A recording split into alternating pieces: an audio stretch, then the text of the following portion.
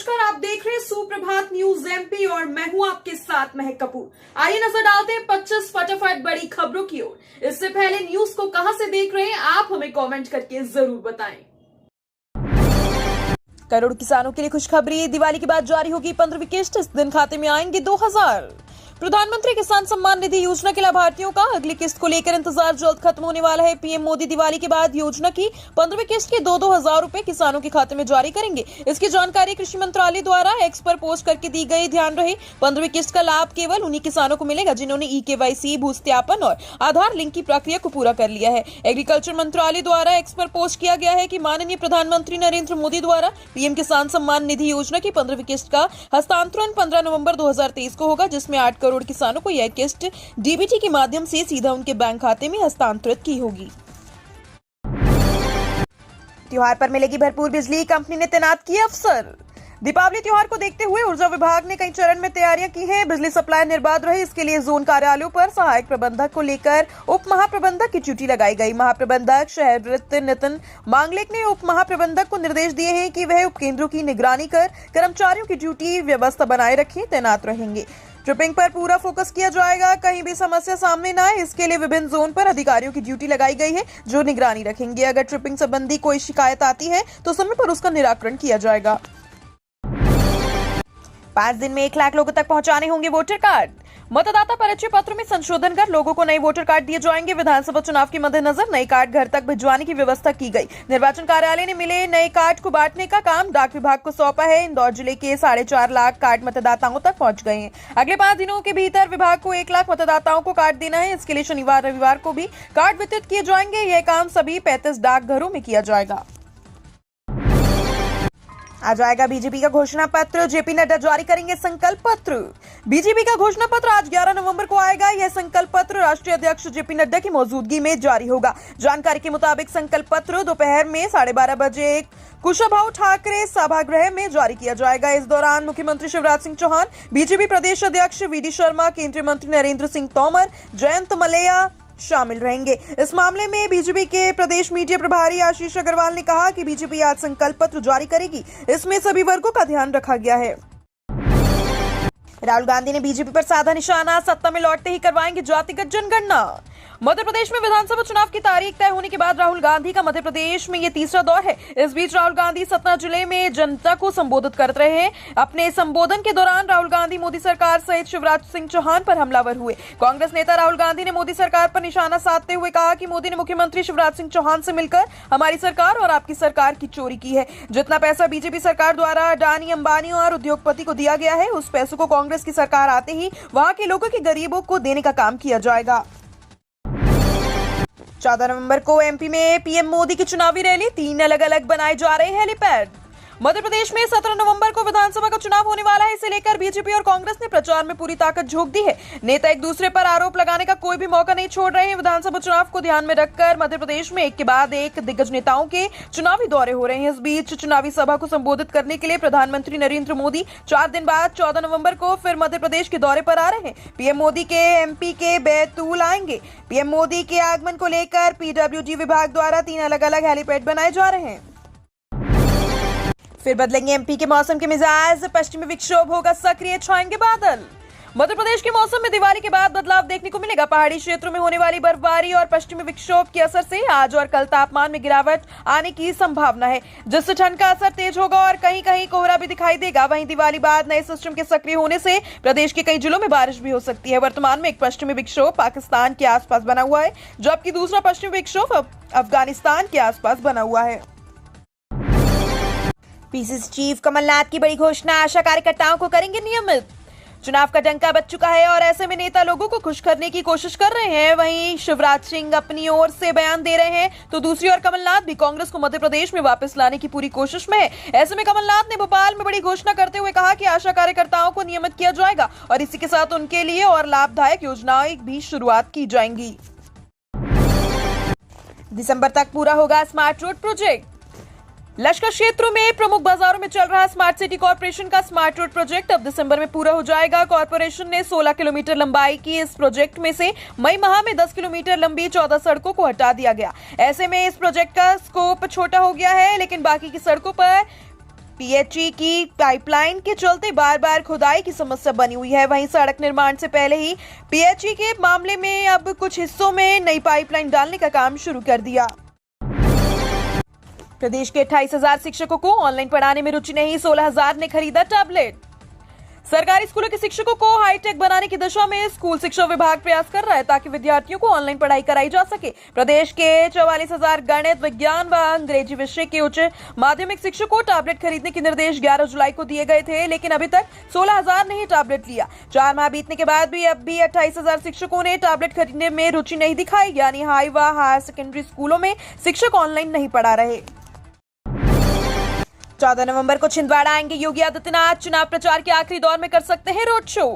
UP के मुख्यमंत्री योगी आदित्यनाथ चुनाव प्रचार के अंतिम दौर में मध्य प्रदेश के छिंदवाड़ा आ सकते हैं। उनका दौरा कार्यक्रम बनाया जा रहा है। इस बार भाजपा ने पूर्व सीएम कमलनाथ की घेराबंदी करने के लिए अलग योजना बनाई। यहां केंद्रीय गृह मंत्री अमित शाह के अलावा कई दिग्गज नेता आ चुके हैं। ऐसे में योगी आदित्यनाथ को लेकर भी कार्यक्रम तैयार किया जा रहा है। भाजपा से जुड़े सूत्रों की माने तो 14 नवंबर को योगी आदित्यनाथ छिंदवाड़ा में रोड शो कर सकते हैं। इंदौर में बोली वित्त मंत्री निर्मला सीतारमण, केंद्र पेट्रोल डीजल को जीएसटी के दायरे में लाने के पक्ष में। हम पेट्रोल डीजल को जीएसटी के दायरे में लाने के पक्ष में हैं, लेकिन कांग्रेस ये नहीं चाहती। जीएसटी काउंसिल पेट्रोल डीजल पर टैक्स की दर तय कर दे, हम उसी दिन उसे लागू कर देंगे। भाजपा हमेशा पेट्रोल डीजल को जीएसटी के दायरे में लाने के पक्ष में रही है। यह देखना चाहिए कि इसे रोकने वाला कौन है। प्रियंका गांधी को चाहिए कि वे कांग्रेस शासित राज्यों के मुख्यमंत्रियों से कहें कि वे जीएसटी काउंसिल में आकर इसकी मांग करें। ये बात केंद्रीय वित्त मंत्री निर्मला सीतारमण ने कही। भोपाल जिला निर्वाचन कार्यालय को मिले 87,000 वोटर कार्ड। जिले के 7 विधानसभा क्षेत्रों में 17 नवंबर को मतदान किया जाएगा। इससे पहले जिला निर्वाचन कार्यालय द्वारा भी तरह तरह की तैयारियां पूरी कर ली गई हैं। इसके लिए अधिकारियों द्वारा वोटर आईडी कार्ड मतदाताओं के घर पहुंचाने का काम शुरू कर दिया गया है। इसी बीच बुधवार को जिला निर्वाचन कार्यालय में लगभग 87,000 वोटर कार्ड भी मिल गए। दरअसल यह कार्ड स्पीड पोस्ट से भेजना जाना है और मतदान के सिर्फ 7 दिन ही शेष बचे हैं। ऐसे में इतनी बड़ी संख्या में वोटर कार्ड मतदाताओं तक पहुंचाना बड़ी चुनौती बन गई है। अंतर्राष्ट्रीय बनने से पहले बढ़ेगी एयरपोर्ट की सुरक्षा। राजा भोज एयरपोर्ट को अगले साल तक अंतर्राष्ट्रीय स्तर पर बनाने का प्रस्ताव है। इसके लिए एयरपोर्ट अथॉरिटी की तैयारियां लगभग पूरी हो गई हैं। अंतर्राष्ट्रीय उड़ानों के होने से पहले सुरक्षा व्यवस्था बढ़ाई जाएगी। अथॉरिटी ने इसके लिए सीआईआरएसएफ का अतिरिक्त बल मांगा है। जल्द ही इमिग्रेशन चेक पॉइंट भी खुल जाएगा। इसके बाद अंतर्राष्ट्रीय उड़ान शुरू करने के प्रयास होंगे। अखिल भारतीय बार परीक्षा के लिए आवेदन की तिथि फिर बढ़ी। अब 16 नवंबर तक भर सकते हैं फॉर्म।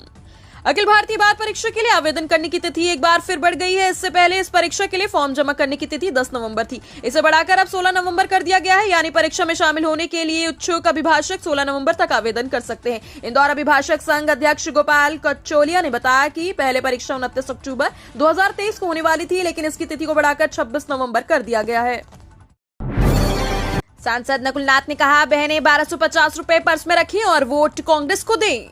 चुनाव से पहले भाजपा को लाडली बहना याद क्यों आई? 18 साल में ये बहनें क्यों नहीं याद आई? इस महीने महिलाओं को 1250 रुपए मिले होंगे। मैं कहता हूं इन्हें पर्स में रखिए और कांग्रेस को वोट दीजिए, क्योंकि कांग्रेस की सरकार आएगी तो हम हर बहन को 1500 रुपए महीने में देंगे। अगले महीने से आप सबको 500 रुपए में गैस सिलेंडर मिलने जा रहा है। हमारी सरकार बनते ही पेंशन की राशि 1200 रुपए महीने करेंगे। किसानों का कर्ज फिर से माफ होगा।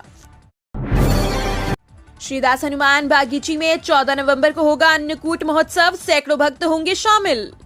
श्रीदास हनुमान बगीची जय सियाराम बाबा स्मृति धार्मिक एवं सार्वजनिक ट्रस्ट द्वारा प्रतिवर्ष अनुसार इस वर्ष भी अन्नकूट महोत्सव का आयोजन किया जा रहा है। मंगलवार 14 नवंबर को होने वाले इस अन्नकूट महोत्सव में 45,000 से अधिक भक्त भोजन प्रसादी ग्रहण करेंगे। अन्नकूट महोत्सव के दौरान श्रीदास हनुमान का आकर्षक श्रृंगार भी किया जाएगा। शाम को महाआरती के पश्चात अन्नकूट महोत्सव की शुरुआत की जाएगी, जो अंतिम व्यक्ति आने तक निरंतर चलती रहेगी। फिर अटक सकती है हुकुमचंद मिल के मजदूरों की भुगतान प्रक्रिया। हुकुमचंद मिल के 5,895 मजदूरों के भुगतान की प्रक्रिया एक बार फिर उलझ सकती है। मध्य प्रदेश गृह निर्माण मंडल के आचार संहिता के दौरान चुनाव आयोग से मिल मजदूरों के भुगतान के लिए अनुमति प्राप्त करना आसान नहीं होगा। यह अनुमति नहीं मिली तो 29 नवंबर को होने वाली सुनवाई में कोर्ट उस समझौते को निरस्त कर सकती है जिसमें शासन, मध्य प्रदेश हाउसिंग बोर्ड, नगर निगम, मजदूर संघ सहित अन्य देनदारों ने सहमति जताई थी। मध्य प्रदेश एथलेटिक्स अकादमी की सोनम और विकास ने जीते स्वर्ण पदक। मध्य प्रदेश के एथलीटों का शानदार प्रदर्शन जारी है। गोवा राष्ट्रीय खेल के बाद अब 38वीं नेशनल जूनियर एथलेटिक्स चैंपियनशिप में भी मध्य प्रदेश अकेडमी के खिलाड़ियों ने जीत के साथ शुरुआत की। शुक्रवार को आयोजित 3000 मीटर दौड़ में मध्य प्रदेश की बालक व बालिका दोनों वर्गों में स्वर्णिम सफलता प्राप्त की गई। बालक वर्ग में विकास सिंह और बालिका वर्ग में सोनम परमार ने स्वर्ण पदक जीते। त्योहारी सीजन में रेलवे ने नहीं बढ़ाया अतिरिक्त कोच। दिवाली से छठ तक ट्रेनों में नो रूम। दिवाली और छठ दोनों बड़े पर्व नजदीक होने से इन दिनों महाराष्ट्र, उत्तर प्रदेश, बिहार, मध्य प्रदेश, अंबिकापुर, कोरैया समेत अन्य राज्यों की ओर जाने वाली अधिकांश ट्रेनें पूरी तरह से ठसाठस चल रही हैं। रेलवे का यह सबसे पीक यात्री सीजन है। बावजूद इसके किसी ट्रेन में अतिरिक्त कोच नहीं लगाया गया। इसके कारण यात्रियों को कंफर्म टिकट नहीं मिल पा रहा है। हालात यह है कि सभी ट्रेनों में रिजर्वेशन टिकट की वेटिंग 100 के आसपास है। सीधी पेशाब कांड पीड़ित की राजनीति में एंट्री। मध्य प्रदेश के सीधी जिले में हुए पेशाब कांड के पीड़ित की पॉलिटिक्स में एंट्री हो गई है। पीड़ित दशमत रावत ने मध्य प्रदेश विधानसभा चुनाव के बीच चंद्रशेखर आजाद की आजाद समाज समिति ज्वाइन कर ली है। इसी में उन्होंने सीएम शिवराज सिंह चौहान पर उनकी सुध नहीं लेने का आरोप भी लगाया। दशमत रावत ने मुख्यमंत्री शिवराज सिंह चौहान पर आरोप लगाते हुए कहा, 4 महीने तक मुझे पुलिस सुरक्षा मिली, लेकिन इस दौरान मुझे किसी से बात करने की कोशिश नहीं की गई और न ही किसी ने मेरे फोन का जवाब दिया।